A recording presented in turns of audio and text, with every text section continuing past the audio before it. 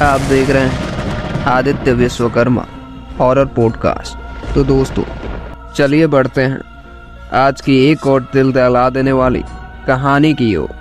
यह कहानी मुझे मेरी माँ ने सुनाई थी, जो आज मैं आपको सुनाने जा रहा हूँ। मेरी माँ उत्तर प्रदेश के एक छोटे से गांव की रहने वाली हैं, जहां के रहने वाले लोगों का ये मानना है कि उस गांव में कुछ बुरी शक्तियों का वास है।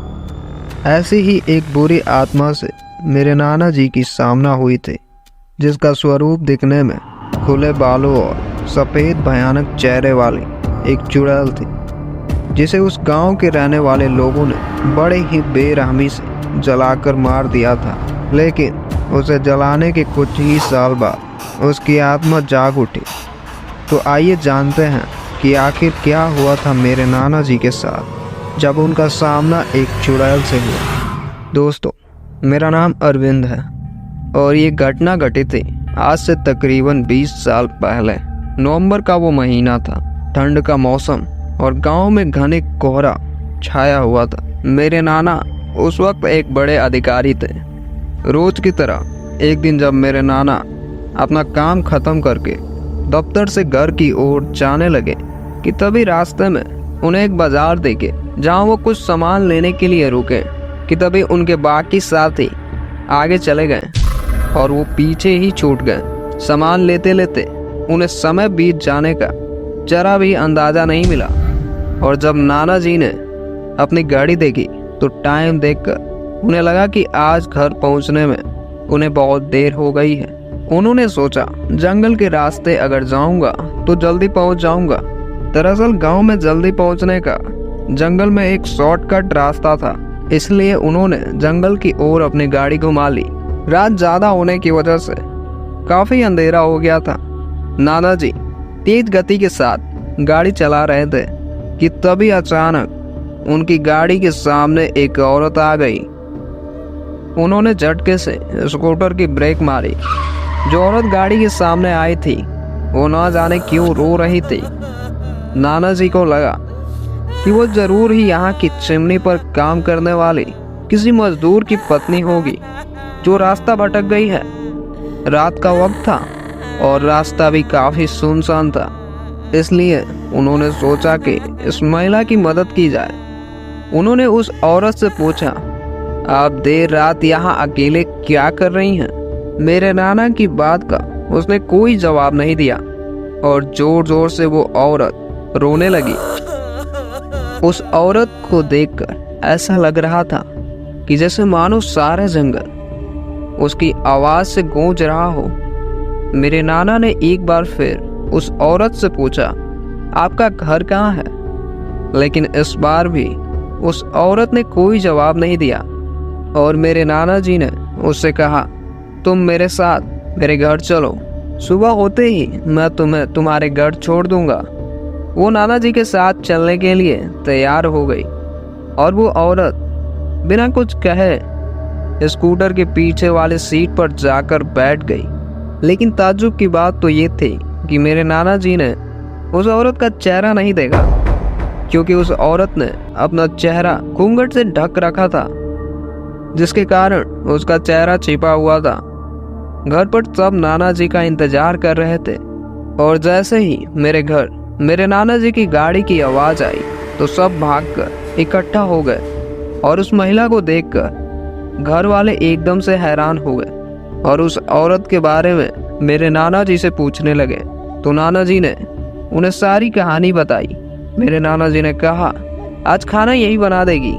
लेकिन मेरी माँ को उस महिला पर ना जाने क्यों शक हो गया। उन्हें लगा कि ये कोई चोर है जो घर का सामान चुराकर भाग जाएगी। माँ ने उसे रसोई में जाकर खाना बनाने को कहा।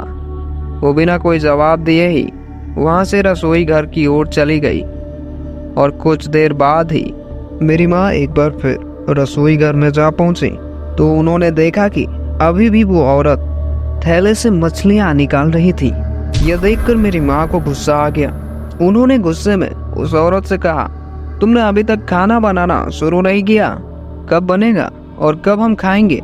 मेरी माँ के कई बार कहने पर भी उस औरत ने कोई जवाब नहीं दिया और अभी भी उस औरत का चेहरा घूंघट के पीछे ढपा हुआ था। किसी ने अभी तक उस औरत का चेहरा नहीं देखा था। मेरी माँ उस औरत का चेहरा देखने की कोशिश करने लगी, लेकिन लाख कोशिश के बावजूद भी उन्हें उस औरत के चेहरे का एक झलक भी दिखाई नहीं दिया। आखिरकार तंग आकर माँ ने उस औरत से कहा, मैं बाहर जा रही हूँ, अगर किसी चीज की जरूरत पड़े तो आवाज देना। लेकिन इतना कहने के बाद भी उस औरत ने कोई जवाब नहीं दिया और चुपचाप वहां बैठकर मछलियों को घूरे जा रही थी। मेरी माँ अब घर के बाहर चली आई और रसोई में अब वो औरत अकेली बैठी थी। मेरी माँ मन ही मन सोच रही थी कि शायद वो औरत अनजान लोगों से बात करने से डर रही हो, इस वजह से शायद नहीं बात करना चाहती। कुछ देर बाद अचानक से रसोई में से बर्तनों के गिरने का और कुछ अजीब अजीब तरह की आवाजें आने लगी, जिसे सुन एकदम से मेरी माँ दौड़ते हुए रसोई की ओर भागी। और जैसे ही मेरी माँ रसोई में पहुंची तो सामने का वो खौफनाक दृश्य देख मेरी माँ डर से कांप उठी। उनके पैर मानो जैसे वहीं जम से गए, उनकी आवाज हलक तक आकर रुक गई थी। इतना खौफनाक मंजर शायद ही उन्होंने पहले कभी देखा था। उन्होंने देखा कि वो औरत रसोई के स्लेब पर बैठकर कच्ची मछलियां खा रही हैं। सारी रसोई में हड्डियां और मांस के टुकड़े बिखरे पड़े हैं। उसके सिर का घूंघट भी अब उतरा हुआ था और उस औरत का चेहरा बेहद ही खौफनाक था और बाल बहुत ही बड़े बड़े और नाखून एकदम काले। वो मछलियां खाने में मगन थी, इसलिए उसका ध्यान मेरी माँ पर नहीं गया कि तभी मेरी माँ बिना आवाज के रसोई से बाहर चली आई। और बाहर ठंड के मौसम में अक्सर गांव में आग जलती रहती है, जिसे देहात में कौड़ा भी कहा जाता है। मेरी माँ ने एक थाल उठाया और घर के बाहर जल रहे उस कौड़े से उन्होंने उस जलते कोयले को उस थाल में भर लिया और उस थाल में जल रहे कोयले को उठाकर उस चुड़ैल की ओर दौड़ पड़ी और एक झटके में कोयले को उस चुड़ैल के ऊपर फेंक दिया। आग की जलन की वजह से वो डायन तेज तेज आवाज निकालने लगी। उसकी आवाज सुनकर घर के सभी लोग इकट्ठा हो गए। मेरे घर वाले और गांव के कुछ लोग मिलकर उस चुड़ैल को आग दिखाकर घर से बाहर निकाल दिया। उसकी आवाज इतनी तेज थी कि उसकी आवाज सुन लोगों के भीड़ का जमावड़ा लग गया। वो डायन लोगों के भीड़ को हटाते हुए सीधा जंगल की ओर दौड़ी। गांव के सभी लोग डर के मारे कांप गए थे और सभी लोग मेरी माँ की हिम्मत का दाद दे रहे थे कि अगर उन्होंने सही समय पर कोयले से उस डायन को भगाया नहीं होता तो ना जाने आज क्या हो जाता। अब गांव वालों के जहन में एक ही सवाल घूम रही थी, क्या वो डायन गांव वालों से अपना बदला लेने के लिए लौटकर फिर आएगी। दोस्तों, ये कहानी कई तथ्य खड़ी करती है। अगर आप चाहते हैं कि मैं इसका अगला भाग भी जल्द ही लेकर आऊं तो इस कहानी से रिलेटेड आप जरूर कमेंट कर दीजिए। आपकी कमेंट का रिप्लाई मैं जरूर करूंगा। तो दोस्तों, चलिए ऐसे ही एक और दिल दहला देने वाली कहानी की ओर बढ़ते हैं। दोस्तों, आज की ये कहानी एक ऐसे गांव की है जहां दिन के वक्त तो चहलकदमी खूब मची रहती है, लेकिन ज्यों ही रात होती है तो चारों तरफ का माहौल एकदम से भयानक हो जाता है, जैसे मानो वर्षों से कोई यहाँ रहता ही ना हो। मेरा नाम सत्यम है। हमारे जीवन में कभी न कभी एक ऐसी घटना जरूर घटित हो जाती है जो कि मात्र एक कहानी बनकर पूरी जिंदगी रह जाती है। और आज वही कहानी मैं आप लोगों के साथ शेयर करने जा रहा हूँ। ये वाकया आज से तकरीबन 4 साल पहले यानी 2020 में मेरे साथ घटित हुई थी। उस वक्त मैं 18 साल का था और एक गरीब परिवार से बिलोंग करने के चलते मुझे पैसों की अहमियत बहुत ही पहले पता चल गई। इस वजह से मैं भी अब काम करने के सिलसिले में हैदराबाद के लिए निकल पड़ा।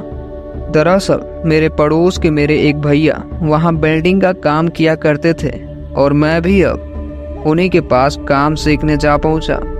जहाँ जाते ही मैं अपने भैया के साथ धीरे धीरे काम सीखने लगा। एक रात हमें अपने काम से लौटते वक्त थोड़ी देर हो गई। जिस वक्त रात के तकरीबन अभी 9 ही बज रहे थे और हम दोनों ऑटो में बैठे आपस में कुछ बातें कर रहे थे कि तभी एकदम से उस ऑटो ड्राइवर ने ऑटो रोक दिया। जब हमने सामने की ओर देखा तो पता चला कि हाईवे के नीचे से पाइपलाइन बिछाई जा रही थी। इस कारण से वो रोड बंद था कि तभी मेरे भैया ने एक सुनसान सड़क की ओर इशारा करते हुए उस ऑटो ड्राइवर से कहा, भाई साहब उस रोड से चलिए। मेरे भैया की बात पर उस ऑटो ड्राइवर ने चिड़चिड़ाते हुए एकदम से कहा, उस सड़क से तो हम निकल चलेंगे, लेकिन क्या आपको पता नहीं कि वो सड़क किस वीरान गांव के किनारे है? रात होते ही कोई उस गांव के करीब से गुजरना भी पसंद नहीं करता। मरना है क्या उस सड़क से जाके? ऑटो ड्राइवर की बात सुन हम दोनों दंग रह गए। हम जहां रहा करते थे वो जगह अब हमसे तकरीबन 4 किलोमीटर की दूरी पर ही मौजूद थी। मेरे भैया उस ऑटो ड्राइवर से कहने लगे, आप आज के ज़माने में भी इन सब अंधविश्वास पर यकीन करते हैं? चलिए कुछ नहीं होगा, 100-200 ज़्यादा ले लीजिए, लेकिन हमारा जाना बहुत ज़रूरी है। अगर नहीं गए तो हम रुकेंगे कहाँ? हमारी काफ़ी रिक्वेस्ट करने पर वो ऑटो ड्राइवर उस सड़क से जाने के लिए मान गया और हम उस सड़क से अपने रूम के लिए निकल पड़े। लेकिन अब मेरे दिमाग में तमाम प्रकार के सवाल उमड़ रहे थे, क्योंकि मैंने अपने जीवन में पहली बार ऐसी कुछ हकीकत में सुना था कि रात में कोई उस गांव के किनारे से होकर भी नहीं गुजरता। मैंने जिज्ञासावश ऑटो चला रहे उस ड्राइवर से एकदम से कहा, चाचा ऐसा क्या बात है उस गांव में कि रात होते ही उस गांव में तो दूर बल्कि उस गांव से गुजरने वाली सड़क से भी जाना कोई पसंद नहीं करता? और नाम क्या है उस गांव का? मेरी बात पर एकदम से उस ऑटो ड्राइवर ने डरी हुई कांपती आवाज में मुझसे कहा, चुप हो जाओ, अभी इस बारे में मुझसे कुछ मत पूछो, क्योंकि हम अभी उसी गांव के करीब पहुंचने वाले हैं। कि तभी एकदम से मेरे भैया ने चिड़चिड़ाते हुई आवाज में उस ऑटो ड्राइवर से कहा, उसी गांव, वही गांव, आखिर नाम क्या है उस गांव का? और बात क्या है जो आप इतना घबरा रहे हैं?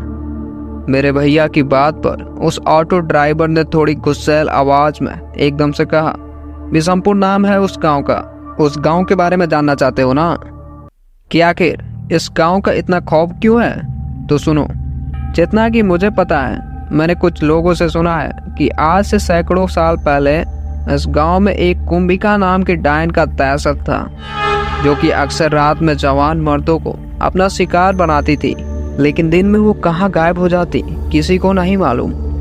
धीरे धीरे उस डायन का खौफ इतना बढ़ गया कि आसपास के गांव में रहने वाले लोगों ने भी अपना रास्ता बदल लिया था, और बिशनपुर गांव के रहने वाले लोग धीरे धीरे अब इस गांव को छोड़कर जाने लगे। कि अचानक एक दिन कुछ ऐसा हुआ जिसके बाद से उस डायन का खौफ आज भी बरकरार है।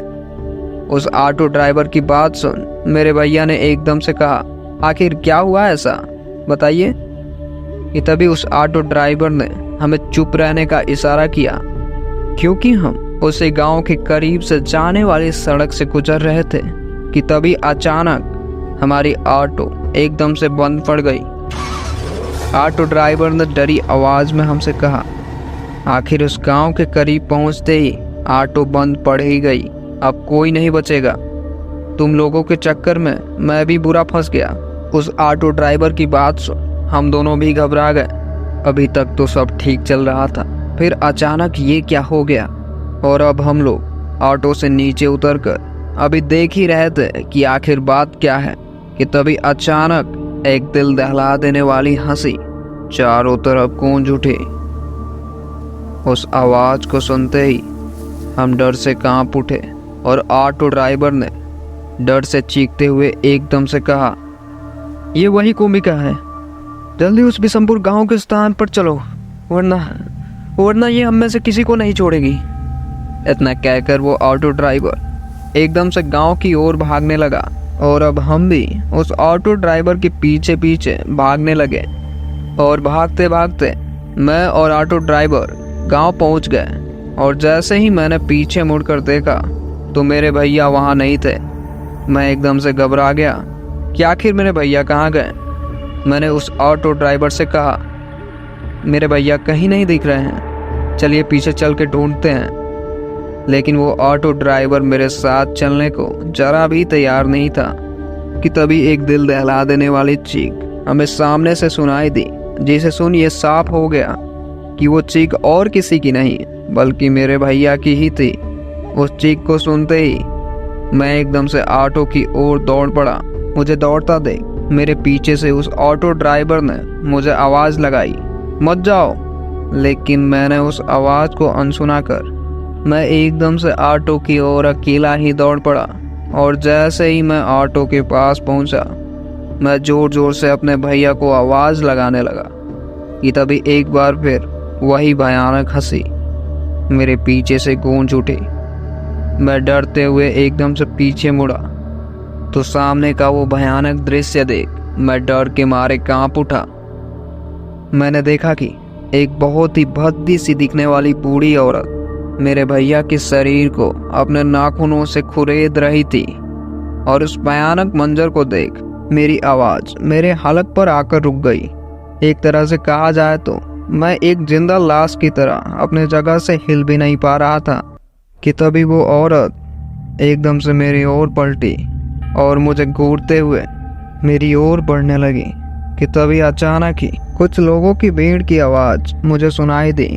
और जैसे ही मैंने पीछे मुड़कर देखा तो वही ऑटो ड्राइवर गांव के कुछ लोगों के साथ हाथ में मसाल लिए हमारी ओर आगे बढ़ रहे थे।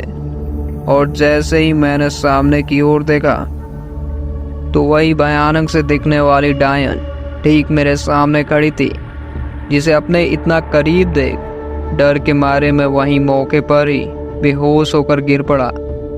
अगली सुबह जैसे ही मेरी आंख खुली तो मैंने देखा कि मेरे आसपास कुछ लोग खड़े थे और मेरे भैया भी मेरे बगल में बैठे थे, जिनके हाथ में और गर्दन पर पट्टी बंधी हुई थी। अपने भैया को सही सलामत देख मेरी जान में जान आई। होश में आते ही मैं अपने आसपास खड़े उन लोगों से पूछने लगा कि कौन थी वो डायन और आखिर वो यूं लोगों को क्यों मार रही है। मेरी बात पर गांव के कुछ लोगों में से एक बुजुर्ग आदमी हमें उस डायन के बारे में बताते हुए कहने लगा, आज से तकरीबन सैकड़ों साल पहले इस गांव में एक कुंभिका नाम के डायन का बहुत खौफ था। दिन प्रतिदिन उस डायन का आतंक बढ़ने लगा और एक दिन हमारे गांव के किनारे एक गन्ने के खेत में 2 शिशुओं की आधी कटी फटी लाश मिली, जिसे देख गांव वाले अपना आपा खो बैठे। और एक दिन गांव के सभी लोग रात्रि के वक्त एक तांत्रिक के साथ एकजुट होकर उस डायन को बालों सहित घसीटते हुए गांव के बीचों बीच एक पेड़ से बांध दिया और डायन को जिंदा जलाने के लिए आगे बढ़े कि तभी उस तांत्रिक ने गांव वालों को ये चेतावनी दी कि अगर इस डायन को इस तरह से मार दिया गया और सही ढंग से इसका अंतिम संस्कार नहीं किया गया तो ये एक बहुत ही शक्तिशाली प्रेत बन जाएगी और तब इसे काबू कर पाना किसी के बस में नहीं होगा।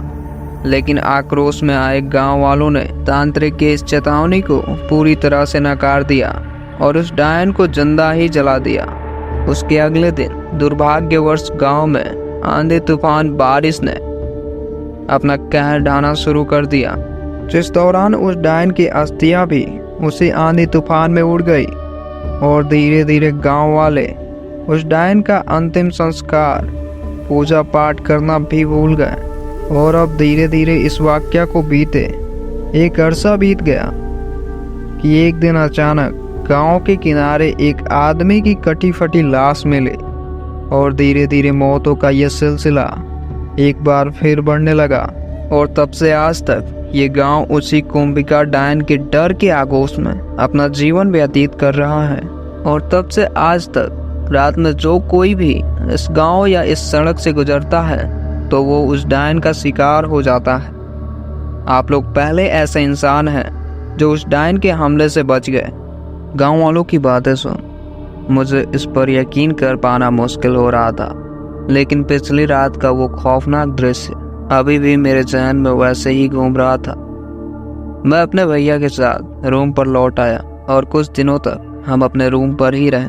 और धीरे धीरे अब हमने एक बार फिर काम करना शुरू कर दिया। अब हमने उस बिशमपुर गांव या उस सड़क से जाना तो दूर का जिक्र भी हम अपने जुबान पर नहीं लाते। लगभग 5-6 दिन हमारे ऐसे ही गुजर गए, लेकिन धीरे धीरे अब मुझे अपने भैया के शरीर में परिवर्तन दिखने लगा।